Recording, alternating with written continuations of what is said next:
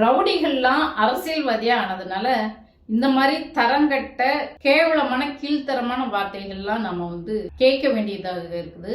அதாவது திரைப்படங்கள்ல வில்லனுங்க கொடூரமான வில்லனுங்கள் என்ன மாதிரி தோணில எவ்வளவு கேவலமா ஒரு கொலை மிரட்டல் விடுவாங்களோ அந்த மாதிரி மிரட்டுற ஒரு ரவுடி அரசியல்வாதியான அந்த இதை தான் இப்ப நம்ம பார்க்க போறோம். வேற வழி இல்ல, எதிர்கட்சி தலைவர்னு சொல்லித்தான் ஆகணும். என்ன மாதிரி பேசியிருக்காருன்னு நீங்களே கொஞ்சம் பாருங்க. பாக்குறதுக்கு முன்னாடி நம்ம திராவிட பேச்சரங்க சேனலை சப்ஸ்கிரைப் பண்ணிக்கோங்க. நன்றி, வணக்கம்.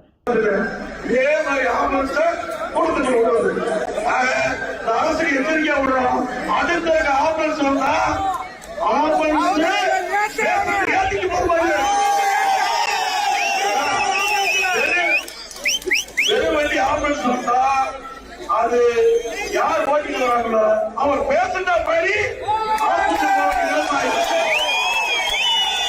அதிகமா இல்ல. ஒரு பெரிய பிரதான எதிர்கட்சியுடைய கூட்டம் நடக்குது. ஒரு அரசாங்கம் எப்படி பாதுகாப்பு கொடுக்கணும், இதெல்லாம் காவல்துறை நல்ல நடவடிக்கை எடுக்கணும். பாத்தீங்களா, காவல்துறை நடவடிக்கை எடுக்கணுமா? எதனால?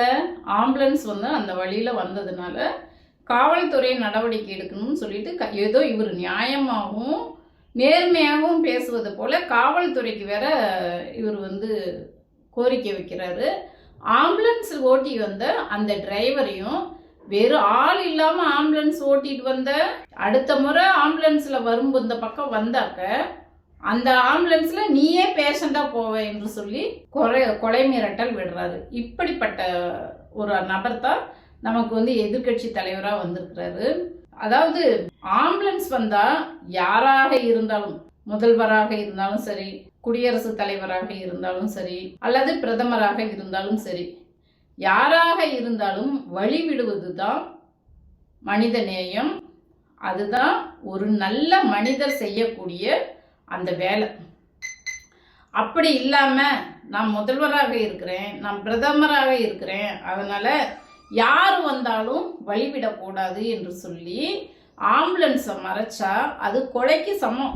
ஏன்னா அவர் என்ன காரணம் சொல்றாருன்னா, ஆள் இல்லாம ஆம்புலன்ஸ் ஏதோ இவர் கூட்டத்தை பார்த்து திமுக பயந்து ஆம்புலன்ஸ் விட்டு கிளச்சி விடுற மாதிரி அவர் ஒரு கட்டுக்கதையை கேவலமா இல்லையான்னு வேற பேசுறாரு. இப்போ ஆம்புலன்ஸ் போற இடத்துல இவர் மீட்டிங் போட்டுக்கிட்டு நாங்க வர இடம் பார்த்து ஆம்புலன்ஸ் விடுறாங்க என்று சொல்லி ஒரு குற்றச்சாட்டு வைக்கிறாரு. இவர் எதிர்கட்சி தலைவர் வந்துட்டாரு, மீட்டிங் போட்டுட்டாரு என்று சொல்லி அந்த ஊர்ல யாருக்குமே உடல்நிலை சரியில்லாம போகலாமா? எமர்ஜென்சியே வராதா? அங்க போய் அந்த பேஷண்ட்டுங்களை மீட்டுட்டு வரக்கூடாதா? திடீர்னு யாருக்காவது நெஞ்சு வலி 108க்கு ஃபோன் பண்ணியிருந்துருக்கலாம், அல்லது பிரசவ வழியில் ஃபோன் பண்ணியிருந்துருக்கலாம், அல்லது பூச்சி ஏதாவது கடிச்சிருச்சு என்று சொல்லி ஃபோன் பண்ணியிருந்துருக்கலாம். இந்த இதை கூட புரிஞ்சிக்காம அப்போ அந்த உயிருக்கு போராடிட்டு இருக்கிற அந்த பேஷண்ட்டுங்களை 108 ஆம்புலன்ஸ் கூட்டிகிட்டு போகக்கூடாதா? இவர் மீட்டிங் முடிச்ச விட்டி தான் போகணுமா? அது வரைக்கும் காத்துக்கிட்டு இருந்தாக்க அந்த நோயாளியோட உடல்நிலை உயிருக்கு உத்தரவாதம் என்ன வருது? ஒருவேளை ஆம்புலன்ஸ் வராமல் இறந்துட்டாக்க உடனே ஒரு கேள்வி கேட்பாரு, தமிழ்நாட்டோட சுகாதாரம் எப்படி இருக்கு பாரு, இவங்க நிர்வாகம் எப்படி இருக்கு பாரு, ஒரு ஆம்புலன்ஸ் கூட போக முடியல அப்படின்ட்டு ஏதோ மைக் இவருக்கு தான் இருக்குதுன்றதுக்கோசரம் என்ன வேணாலும் பேசிட்டு இருப்பாரு. அதாவது கழுத மாதிரி தான், முன்னாடி போனா கடிக்கிறது, பின்னாடி வந்தா உதைக்கிறது.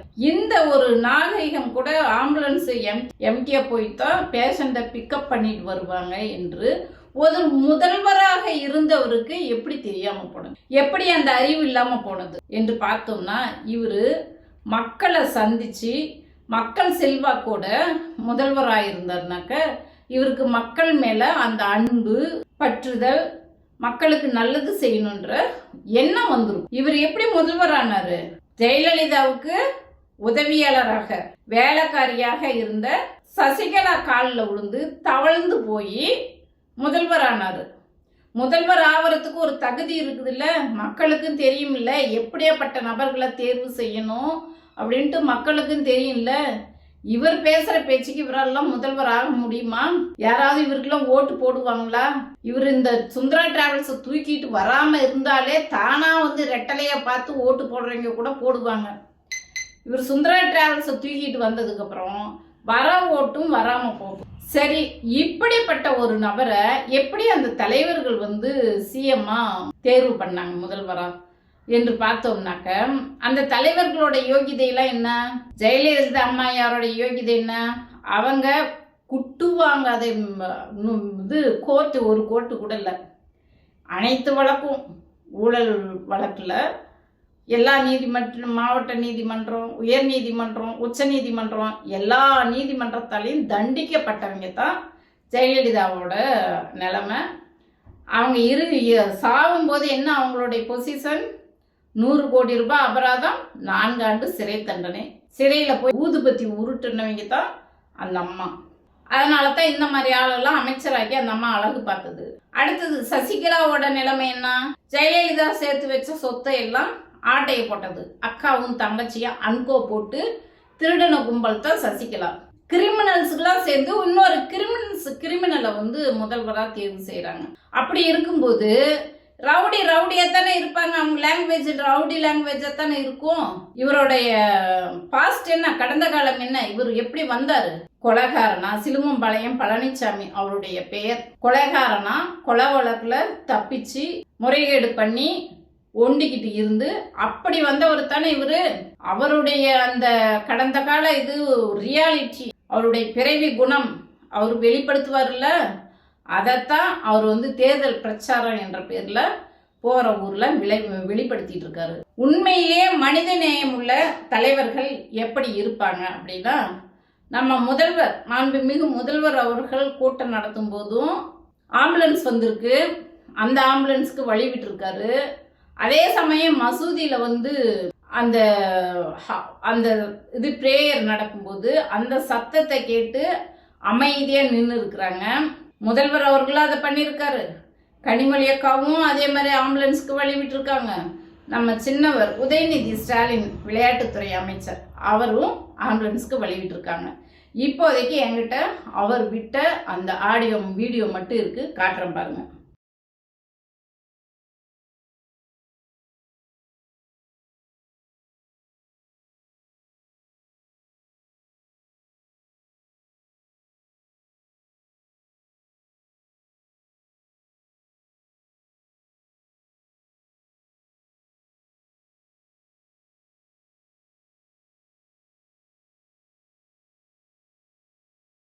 பார்த்தீங்களா? இதுதான் மனித நேயம் உள்ள ஒரு தலைவர்கள் செய்யக்கூடிய பணி. இப்படி பண்ணாம எடப்பாடி மாதிரி யாராவது ஒரு பிரதமரோ முதல்வரோ மிரட்டினாங்கனாக்க, அதிகாரம் இருக்குது என்பதற்காக எடப்பாடியை போல் மிரட்டுறாங்கனாக்க, அவங்க தலைவராக இருக்கக்கூடிய தகுதியோ மக்களால் தேர்ந்தெடுக்கக்கூடிய தகுதியோ அவங்களுக்கு இல்லைன்னு அர்த்தம். இன்னொரு வீடியோவும் பேசியிருக்காரு. என்னன்னாக்க நீங்களே கேளுங்களா, அது என்ன பேசியிருக்காருன்னு. நலன் காக்கும் ஸ்டாலின், அவருடைய உடல் நலன் காத்தாவே போதும், மக்களுடைய நலன் மக்கள் நலன் காக்கும் ஸ்டாலின். உங்க உடம்பு நல்லா பாத்துங்க, நல்லா பாத்துங்க. மக்கள்லாம் அவர்கள் உடம்பு நல்லா தான் பார்த்துட்டு இருக்கிறாங்க. அவருக்கு உடம்பு சரியாத போலதான் இது வந்து ஞாபகம் வந்திருக்குது. அவர் உடம்பு சரியாத மருத்துவமனையில் இருக்கும்போது தான் நலன் காக்கும் ஸ்டாலின் மக்களை பத்தி இப்பதான் சிந்தனையா வந்திருக்குது. திரு ஸ்டாலின் அவர்களே அனைத்து இந்திய அண்ணா திராவிட முன்னேற்ற கழக அரசு இருக்கின்ற பொழுது 15 லட்சம் மருத்துவ முகாம் நடத்தணும். 15 லட்சம் மருத்துவ முகாம் கிராமத்திலிருந்து நகர வரை ஏழை எளிய மக்களை கண்டறிந்து அவளை பரிசோதனை செஞ்சு அவளுக்கு என்ன உடலில் நோய் இருக்குது கண்டறிந்து அதை குணமடைய செய்ய அரசு அதிமுக அரசாங்கம். பாத்தீங்களா என்ன பேசுறாருன்னு? அவர் என்ன நினைச்சுக்கிட்டாருன்னா, இந்த சுந்தரா டிராவல்ஸை தூக்கிட்டு வந்த உடனே நம்ம இவ்வளோ தூரம் கஷ்டப்பட்டு இவ்வளோ தூரம் ஒர்க் பண்ணிட்டு இருக்கோம், இந்த முதல்வர் ஹாஸ்பிட்டல்ல இருந்துகிட்டு உங்களுடன் ஸ்டாலின்ங்கிறாரு, நலன் காக்கும் ஸ்டாலின்ங்கிறாரு. நம்ம படுற உழைப்பு எல்லாம் வீணா போகுது. எப்படியா இருந்தாலும் அவருக்கு தானே இந்த கிரெடிட் எல்லாம் போகுது. மக்களை போய் நேரடியா வந்து உங்களுடன் ஸ்டாலின்ட்டு அவங்க பிரச்சனைகள்லாம் நேரடியா போய் தீர்த்து வச்சாக்க எப்படி நமக்கு மக்கள் ஓட்டு போடுவாங்க அப்படின்னு சொல்லிட்டு அவருக்கு ஒரு பொறாமை ஆகி போயிடுச்சு.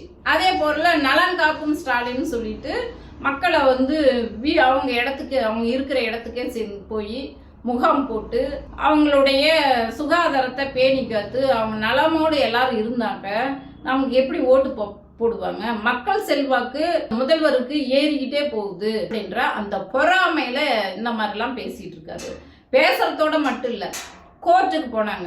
உங்களுடன் ஸ்டாலின் பேர் வைக்கக்கூடாது, நலன் காக்கும் ஸ்டாலின் வைக்கக்கூடாது, அது எப்படி முதல்வர் இது சட்டத்துக்கு புறம்பானது, மக்கள் வரி பணத்துல வாங்கிக்கிட்டு எப்படி வைக்கலாம்னு சொல்லிட்டு கோர்ட்டுக்கு போனாங்க. கோர்ட்டுக்கு போனவங்க அங்க என்ன பண்ணாங்க, இது தமிழ்நாட்டில் மட்டும்தான் இப்படி வைக்கிறாங்களா இல்லை இந்தியா முழுசும் வைக்கிறாங்களா அப்படின்னு சொல்லிட்டு கேள்வி நீதிபதி கேட்குறாங்க. நீங்கள் தமிழ்நாட்டில் மட்டும் பேரை மாற்றணுமா, எல்லாத்துக்கும் பேரை மாற்றணுமானாக்க இவங்க தமிழ்நாட்டில் மட்டும் கேட்குறாங்க.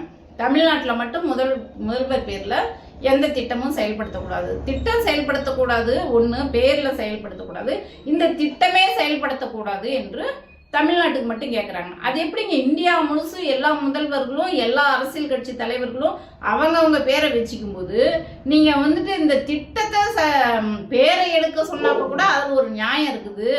மக்கள் பயன்படக்கூடிய அந்த திட்டத்தவே வேணாம்னு சொல்றீங்களே, இதில் உங்களுக்கு உள்நோக்கம் இருக்குது, சுயநலம் இருக்கு என்று சொல்லி அந்த மனுவையே தள்ளுபடி பண்ணனதோடு அல்லாமல் அந்த மனு போட்டதுக்கும் அபராதம், இனிமே இந்த மாதிரியெல்லாம் கேஸை கொண்டுகிட்டு வந்தீங்கன்னா உங்களுக்கு அபராதம் விதிக்கப்படும் என்று சொல்லி CV சண்முகத்துக்கு 10 லட்ச ரூபாய் அபராதம் விதிச்சிருக்காங்க. அதை நேற்று தான் அவர் கோர்ட்ல போய் கட்டிட்டு வந்தாரு. இவரோட போனதான்னு பார்த்தாக்க அவரோட சேர்ந்து அந்த அவங்க கட்சிக்காரங்களே 3 பேர் சேர்ந்து இந்த மனு போட்டிருக்காங்க. அவங்களுக்கும் 1 லட்ச ரூபாய் அபராதம் போட்டிருக்காங்க. அதையும் அவங்க கட்டி ஆகணும். இப்படி ஒரு எவ்வளோத்தான் குட்டுவாங்க நீதிபதிங்க. இப்படி ஒரு கேவலமான, நீ உண்மையிலேயே உண்மையிலேயே எதிர்கட்சி தலைவராக இருந்தால் அந்த திட்டங்கள்ல இருக்கிற குறைபாடுகளை தானே நீங்க சுட்டி காட்டணும். இப்போ உங்களுடன் ஸ்டாலின் இருக்கு, அங்க சில டைம்ல அதிகாரிங்க சரியா செயல்படாம இருப்பாங்க, மக்களுக்கு போய் அந்த திட்டங்கள் செய்யறாம இருக்கும். நீங்க அதைத்தானே சுட்டி காட்டணும். இந்த திட்டமே வேணான்னு சொல்ற எதிர்கட்சி தலைவர். காரணம் என்னன்னாக்க இவங்களுக்கு நல்லது செய்யவே தெரியாது. ஃபர்ஸ்ட்லேயே சொல்லிட்டு ரவுடி அரசியல்வாதியானாக்க இப்படித்தான் இருக்கும் என்று சொல்லி அப்புறம் இன்னொரு விமர்சனம் வைப்பாரு, 4.5 வருஷமா எங்க போனீங்க, இப்ப எதுக்கு இதெல்லாம் பண்றீங்க அப்படின்ட்டு. அது என்ன உங்களுடன் ஸ்டாலின், இவ்வளவு நாளா நீங்க யாரு கூட இருந்தீங்க, இப்படியெல்லாம் ஒரு மாதிரி குதர்க்கமான கேள்வியை கேட்கறது. நான் கேட்குறேன், நீங்க முதல்வரான அன்னைக்கு என்னென்ன திட்டம் உங்க ஆட்சியில பண்ணீங்க? எடப்பாடி முதல்வராக இருக்கும்போது ஒன்றும் நினைவு இல்லை, இவர் செஞ்சதா எந்த திட்டமும் இல்லை. இவங்க அம்மையார் ஜெயலலிதா செஞ்ச திட்டம் வேணா சொல்லலாம். அம்மையார் ஜெயலலிதா பெண்களுக்கெல்லாம் ஸ்கூட்டர் மானிய விலையில கொடுக்குன்னு சொல்லி அறிவிச்சாங்க. அதே போல இலவச மிக்சி கிரைண்டர் அறிவிச்சாங்க. அதே போல தாலிக்கு தங்கம் அறிவிச்சாங்க. எல்லாம் ஒரே நாளையிலே போட்டுட்டாங்களா? ஒரே நாளையில போட்டு ஒரே நாளையிலே எல்லாம் எஸ்டாப்ளிஷ் பண்ணிட முடியுமா? திட்டத்தை செயல்படுத்திட முடியுமா? அதுக்கான கால அவகாசம், நிதி ஃபண்ட் அலாட்மெண்ட், அதை எப்படி செய்யணும், என்ன பண்ணணும், அதை எப்படி மக்கள்கிட்ட போய் சேர்க்கணும் அப்படின்ற அந்த திட்டங்கள் குறித்து அதிகாரிகளோட கலந்து ஆலோசித்து அதுக்கான கால அவகாசம் ஒதுக்கி பணியை செய்ய வேணாமா? நீங்க முதல்வராக இருந்தவர் தானே. இப்படி ஒரு கேள்வி, நீங்க முதல்வராக இருந்து ஒரு திட்டத்தை அனௌன்ஸ் பண்ணி நீங்க செயல்படுத்தி இருந்தீங்கன்னாக்க அந்த திட்டம் செயல்படுவதற்கு என்னென்ன பணிகள் இருக்கும், எத்தனை கால அவகாசம் வேணும், எப்படி நிதி அலாட் பண்ணணும் உங்களுக்கு தெரிஞ்சிருக்கும். நீங்க தான் எந்த திட்டமுமே செய்யலையே. ஏற்கனவே இருந்த திட்டத்தை வச்சு தாலிக்கு தங்கம் கொடுத்தோன்ட்டு துதி பாடிட்டு போயிட்டீங்க.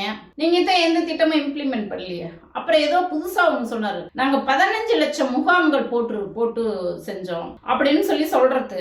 ஒவ்வொரு டைமும் நம்ம ஏதாவது ஒரு ஸ்கீம் அறிவிக்கும் போதெல்லாம் இது எங்க அம்மா காலத்துல பண்ணனது, இது நான் பண்ணேன் அப்படின்னு சொல்லிட்டு ஒரு புருடா விடுறது. எங்க 15 லட்சம் முகாம் நான் இது வரைக்கும் ஒரு டிவியில பார்க்கல, ஒரு பேப்பர்ல பார்க்கல. உங்க ஆட்சி காலத்துல இந்த மாதிரிலாம் முகாம் நடத்துனீங்கன்னு எங்க ஏதாவது ஒரு ஆதாரத்தை வெளியிடுங்க பார்க்கலாம்.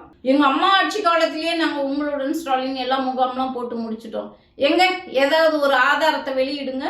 எதுக்கு இப்படி புருடா விட்டுக்கிட்டு இருக்கிறீங்க? வாயை திறந்தா பொய், பித்தலாட்டம், ஏமாத்து வேலை, துரோகம் பண்றது.